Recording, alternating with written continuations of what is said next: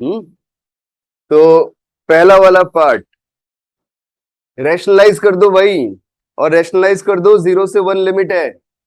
Rationalise करने का मतलब क्या हुआ, ऊपर आ गया 1 माइनस एक्स और नीचे आ गया कितना, मतलब रूट 1 माइनस एक्स से ऊपर नीचे मल्टीप्लाई किया हमने, ठीक है ना। तो नीचे आ गया root 1 minus x square this into D X. अरे भाई बात समझ में आई कि नहीं आई, जल्दी बताओ ना, गुस्सा कर रहे हो यार तुम लोग। ये किया देखो, रूट 1 माइनस एक्स से मल्टीप्लाई, रूट 1 माइनस एक्स से डिवाइड, राइट। जिससे ये रेशनलाइज हो जाए तो ऊपर कितना आ जाएगा 1 माइनस एक्स का होल स्क्वायर, और रूट कितना आ गया 1 माइनस एक्स, और नीचे क्या आ गया 1 plus x into 1 minus x, कितना हो जाएगा बेटा 1 minus x square, right. Very nice, अलग अलग कर लेते हैं। तो ये हो गया इंटीग्रल 0 टू 1 अपॉन या dx upon root 1 minus x square, और minus integral 0 to 1 x upon root 1 minus x square. अब एक चमत्कारी आदमी आया, वो बोलता है क्या कि नीचे सर 1 माइनस एक्स स्क्वायर है, उसका डेरिवेटिव 2x माइनस 2x होता है, कितना होता है माइनस 2x होता है। तो मैं इसको t मानूंगा ना तो काम बन जाएगा, किसको 1 माइनस एक्स स्क्वायर को। तो एक काम करता हूं कि ऊपर नीचे मल्टीप्लाई कर देता हूं, किसका बोलो -2 का, किसका मल्टीप्लाई कर दिया -2 का। आई बात समझ में।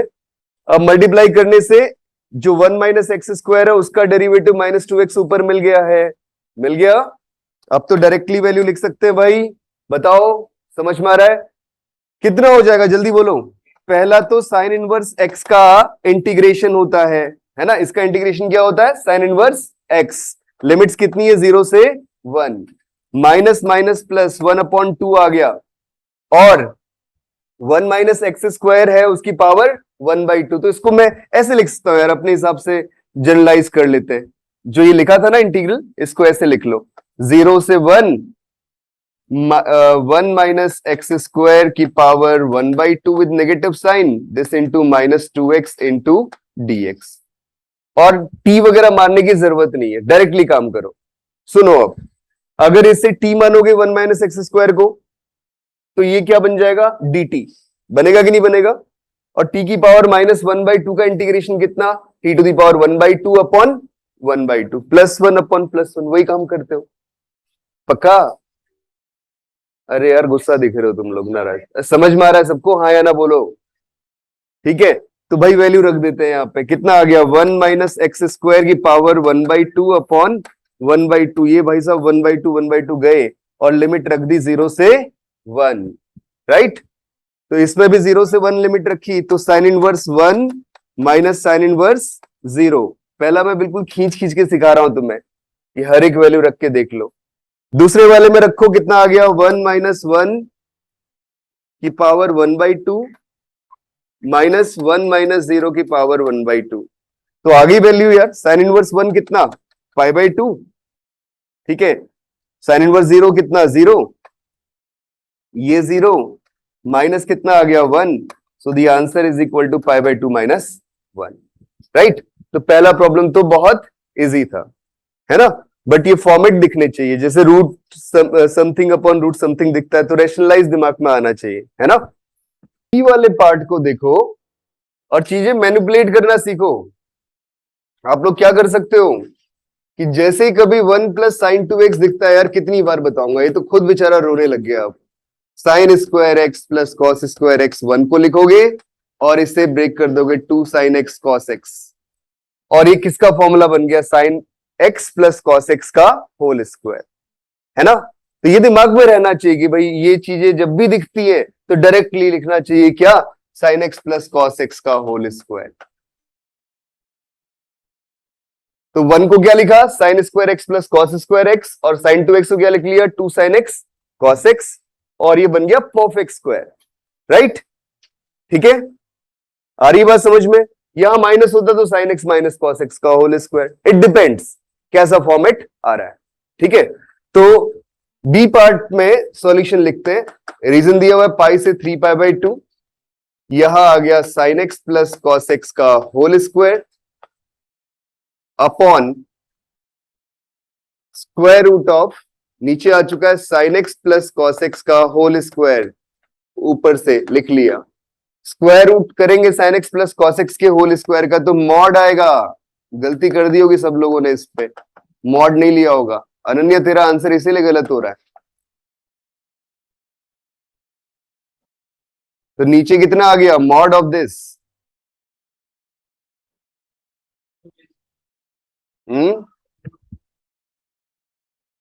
स्क्वायर का रूट लोगे तो क्या आएगा?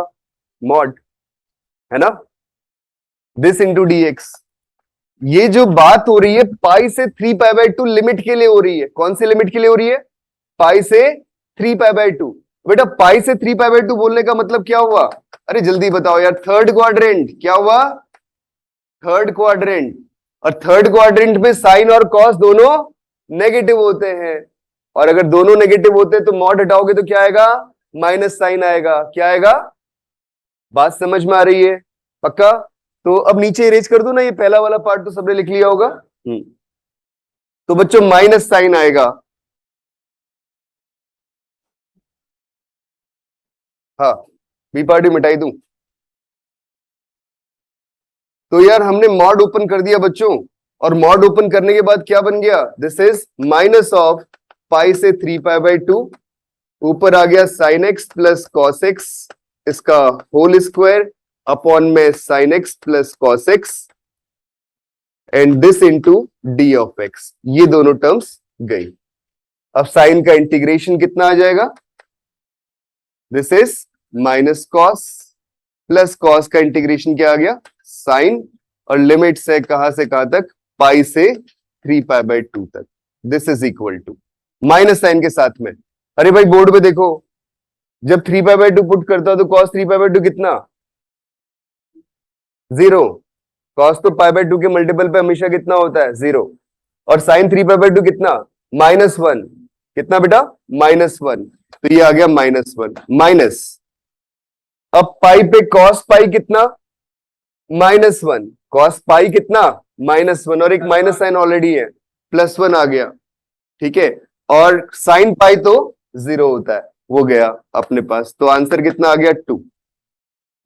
तो ये मॉड नहीं देखा होता, गलती कर देते हम अधिकतर ऐसी, तो उस केस में आंसर क्या आता? -2 आता, जैसे उसका आया था अनन्या का। तो ये फॉल्ट नहीं करना बच्चों।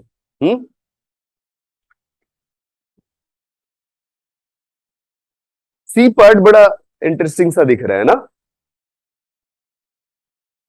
समझ में आ रहा है पहला सेकंड पार्ट जो किया? चलो बच्चों चलते हैं। अनसिविलाइज्ड एरिया, पूरा ही गुड़गांव अनसिविलाइज्ड है।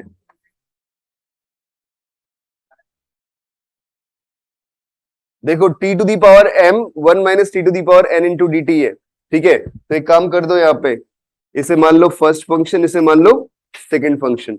इंटीग्रेशन बाय पार्ट्स यूज कर लो। याद है क्या होता था? पहले को बाहर, अरे जल्दी से लो, और फिर integration of second 1 minus T to the power n this into D T. और इसको ना क्या कर लो, इस पे लिमिट लगा लो बेटा, फिर 0 से 1, क्योंकि डेफिनेट इंटीग्रल है भाई, लिमिट भी लगानी है। नहीं, सब पे, पूरे कंप्लीट पे लगानी होती, राइट? वो गलती करते हैं हम लोग, सिर्फ इंटीग्रेशन वाले पे लगाते हैं। ठीक है, अब अगला काम क्या करो, पूरे पे लगती है बेटा, जैसे मैं लगा रहा हूं वैसे। अब देखो आगे इसके बाद क्या हुआ।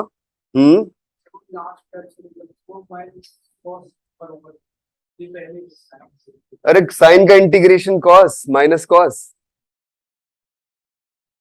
ठीक है, अब देखो इधर फिर क्या आ गया? माइनस साइन के साथ में integration 0 to 1 derivative of D by D T of T to the power m। अब डेफिनेट इंटीग्रल में ना ऐसे बाई पार्ट्स वाले को भी करना सीख लो सब लोग।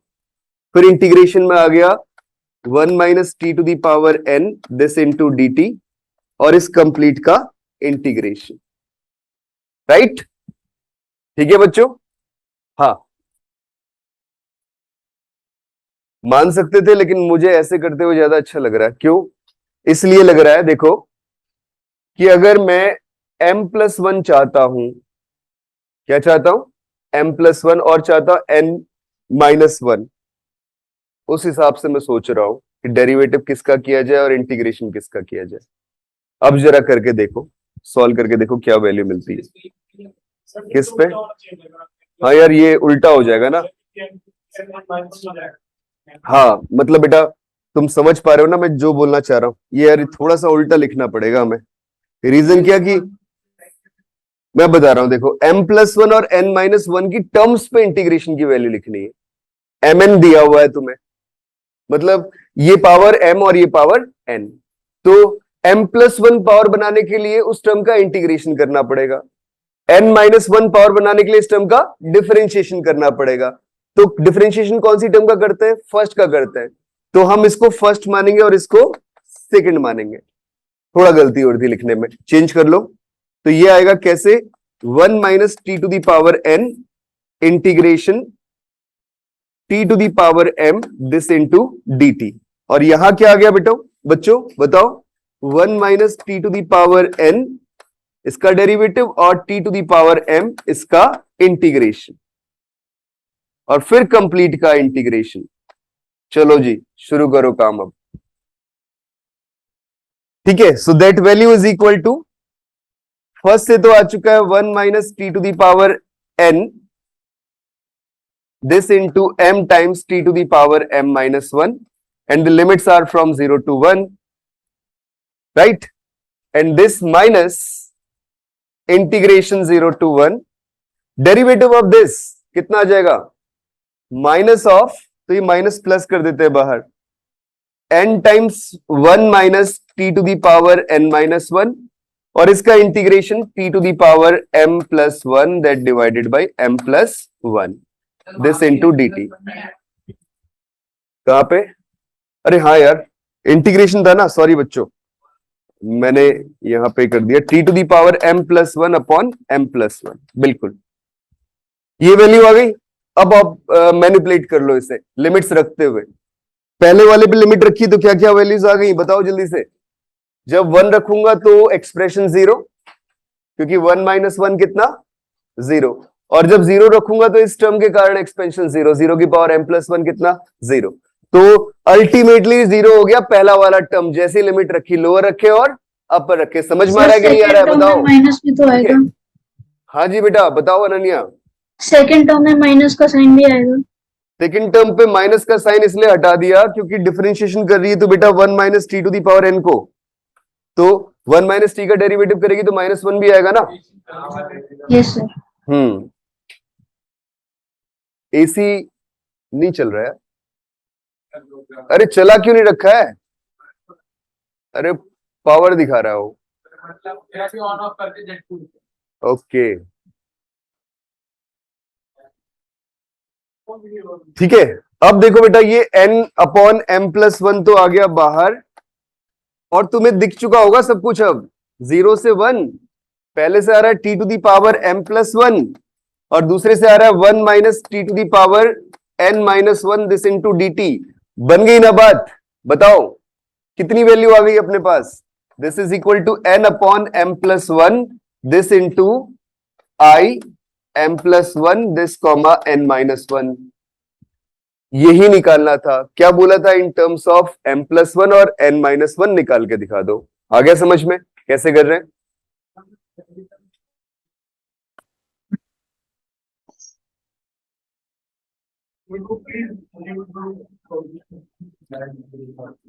हाँ जी बच्चों बताओ यार, निपटा हुआ मामला यार क्वेश्चन का, बताओ। हो गया? नहीं हुआ? कौन सा ऑप्शन?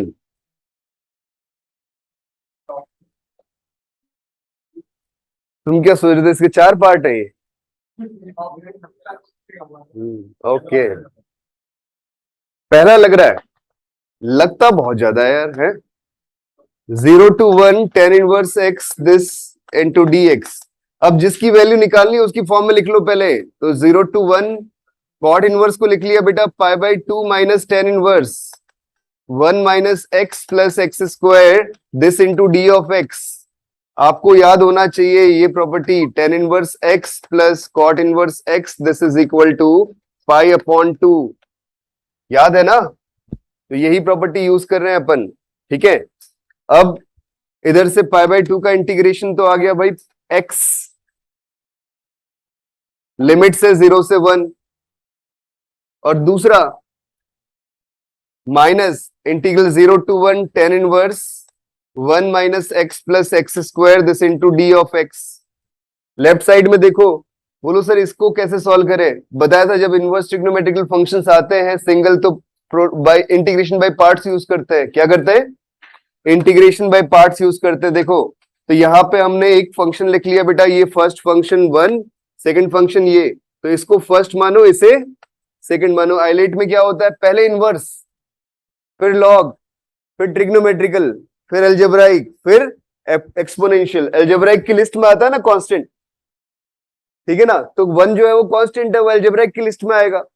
तो भाई पहले tan इनवर्स का करेंगे फिर 1 का करेंगे, ठीक है ना। फर्स्ट और सेकंड इस प्रायोरिटी में रख के इंटीग्रेशन करना शुरू कर दो। जल्दी बताओ क्या आएगा? tan इनवर्स को निकाल लिया बाहर, 1 का इंटीग्रेशन x, लिमिट रख दो बच्चों कितनी, 0 से लेके 1, माइनस इंटीग्रेशन, जल्दी जल्दी बोलते चले जाओ। अरे भाई बोर्ड पे देखो ध्रुव बाबू, tan इनवर्स का डेरिवेटिव कितना? 1/1 प्लस एक्स स्क्वायर, और 1 का इंटीग्रेशन कितना? x, this into D x, limit रख दी 0 से 1। कितना आसान क्वेश्चन हो गया यार।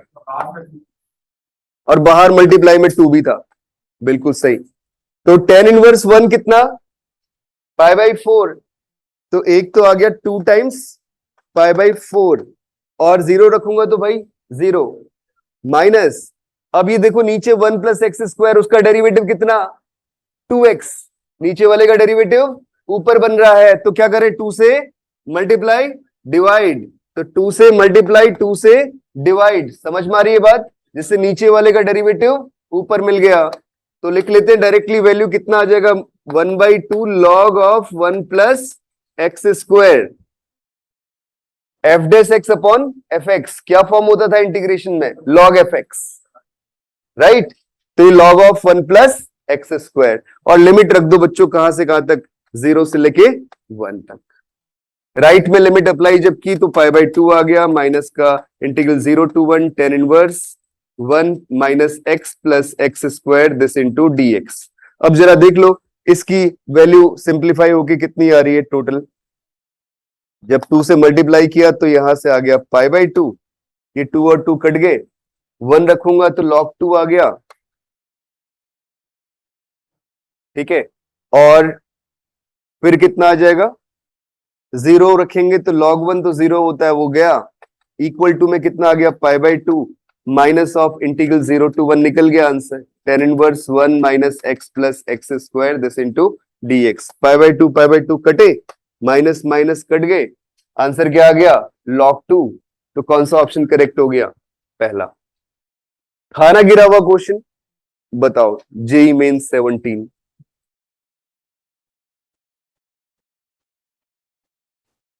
जब डिनोमिनेटर में अजीब सी टर्म्स साइन और कॉस की मिलती हो तो उनको हटाना टारगेट होना चाहिए आपका। अब 1 प्लस कॉस एक्स को डायरेक्टली तो हटाया जा नहीं सकता, तो उसे हटाने का एक सबसे आसान तरीका जो मुझे दिखता है और तुम्हें भी दिखना चाहिए, वो क्या?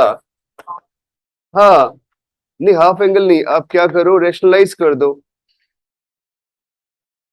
क्या कर दिया? 1 माइनस कॉस एक्स का ऊपर मल्टीप्लाई, और नीचे भी 1 माइनस कॉस एक्स का मल्टीप्लाई, तो 1 माइनस कॉस स्क्वायर हो गया, है ना। कितना आसान हो गया काम। नीचे साइन स्क्वायर, -2 आ रहा है, ओके। सॉल्व किया तूने? ओके, तो π/4 से 3π/4 ये आ गया बेटा। नीचे 1 माइनस कॉस स्क्वायर का मतलब कितना? साइन स्क्वायर, ये तो निपटा हुआ मामला है। और sine square 1 upon sine square कितना? कॉसेक स्क्वायर, और दूसरा कॉस अपॉन साइन एक आया कॉट, और दूसरा 1 अपॉन साइन जो बचा हुआ वो कितना आ गया? कॉसेक। तो cosec x into cot x क्या होता है इंटीग्रेशन? जल्दी बताओ यार। कॉट स्क्वायर एक्स का इंटीग्रेशन कितना? Minus cosec x, very good. तो माइनस कॉसेक एक्स, और कॉसेक एक्स कॉट एक्स का इंटीग्रेशन कॉट एक्स, माइनस होता था वो भी, तो ये प्लस का हो जाएगा कॉट एक्स। लिमिट्स कहां से कहां तक, उल्टा लिख रहे हैं हम लोग, पहला कॉट दूसरा कॉसेक, +2 आ रहा है। +2 आ रहा है, ओके। लिमिट रख दी बेटा π/4 से लेके 3π/4। अब तो लिमिट ही रखनी है, ठीक है, पहला ऑप्शन करेक्ट। चेक कर लो अब, 3π/4 रखते हो तो cot 3π/4 कितना आ गया, -1, +1 हो जाएगा। cosec 3π/4 कितना आ गया, √2, है ना बेटा। और π/4 रखूंगा तो ये √2 वाली टर्म कट जाएगी, आ गया आंसर। पक्का समझ में आ रहा है कैसे कर रहे हैं। तो बहुत गिरे हुए क्वेश्चन देखो पूछ लिए जाते हैं कभी कभी जेई में भी, तभी मैंने इसमें लिखा था गिरा हुआ, इसी फॉर्म में अपने पास में। ये है इंटीग्रल 1 से लेके 4 two sine e to the 2 into e to the power sine of x square this divided by x this into dx, ठीक है। ये मैंने मान लिया i, 16 करेक्ट, ये मैंने मान लिया i, ठीक है। अब इसके अंदर क्या किया हमने, ऊपर नीचे मल्टीप्लीकेशन कर दिया, 1 से लेके 4 2 into e to the power sine x square upon x square, और इसको ऐसे लिख लिया देखो कुछ 2x इंटू डी एक्स। समझते चलना मैं कर क्या रहा हूं, मैंने क्या किया x से ऊपर नीचे मल्टीप्लाई कर दिया, अब एक सब्स्टिट्यूशन कर रहा हूं, वो तुम्हें दिख गया होगा क्या, 2x dx, देखते ही x square equal to t. हाँ भाई ध्रुव, बोर्ड पे अगर अपन x square equal to t लिख लेंगे तो काम बन जाएगा। क्या बनेगा, कंसिडर करते हैं, let x square equal to t. अभी पूरा काम करना, लेकिन तुम आधा अधूरा कर रहे हो, जैसे वो अथर्व कर रहा था पीछे। इसे 2x into D x equal to d t आ गया। अब लिमिट रखो, लिमिट क्या दी है, 1 से लेके 4, है ना बेटा। तो जब x इक्वल टू 1 तो t इज इक्वल टू कितना आ गया, 1 स्क्वायर मतलब 1, और जब x इक्वल टू 4 तो t इज इक्वल टू कितना आ गया, x स्क्वायर मतलब 16। तो आपके लिमिट भी तो चेंज हो रही है, हो रही कि नहीं हो रही, राइट। तो limit of variable is changed. पक्की बात, अरे यार बोलो हाँ या ना, समझ में आया कि नहीं। तो अब ये मेरे पास आ गया, वेरिएबल चेंज कर दिया, तो 1 से लेके 16 e to the power sine t that divided by t this into dt। बच्चों बात क्लियर हुई कि नहीं हुई, ठीक है। अब जरा गौर से देखो, इसने बोला हुआ है कि dy dx of fx is equal to this. क्या बोला हुआ है, dy dx of fx is equal to this. बात बन गई यार, मजा आ गया क्या, कि भाई डेरिवेटिव ऑफ fx अगर इतना है तो मैं इस e to the power sine t upon t की जगह पे इस फंक्शन की वैल्यू को रख देता हूं, तो हमारे पास जो i इंटीग्रल आएगा वो कितना आ जाएगा, इंटीग्रल 1 से लेके 16 this is dy dx of capital F of x this into dx। भाई डेरिवेटिव का इंटीग्रेशन क्या आता है, फंक्शन। इंटीग्रेशन का डेरिवेटिव क्या आता है, फंक्शन, हाँ या ना। तो इस डेरिवेटिव का इंटीग्रेशन करूंगा तो क्या आएगा, फंक्शन आएगा, आएगा कि नहीं आएगा। तो कितना आ गया, f ऑफ x आ गया, और लिमिट कितनी दी थी 1 से 16, तो कितना आ जाएगा f of 16 minus f of 1। तो k की वैल्यू इसी फॉर्म में बोला था ना इसने, कंपेयर करना है किसके साथ में, इसके साथ में। This is equal to f k minus f1। So the मतलब sorry the possible value of k, this implies k is equal to 16। आई बात समझ में। सो इसलिए कौन सा ऑप्शन करेक्ट हो गया, थर्ड ऑप्शन इज करेक्ट। तो बहुत इजी प्रॉब्लम है, बस फॉर्मेट बाय फॉर्मेट चलते रहो, किस तरीके से पूछ रहा है क्वेश्चन को, राइट।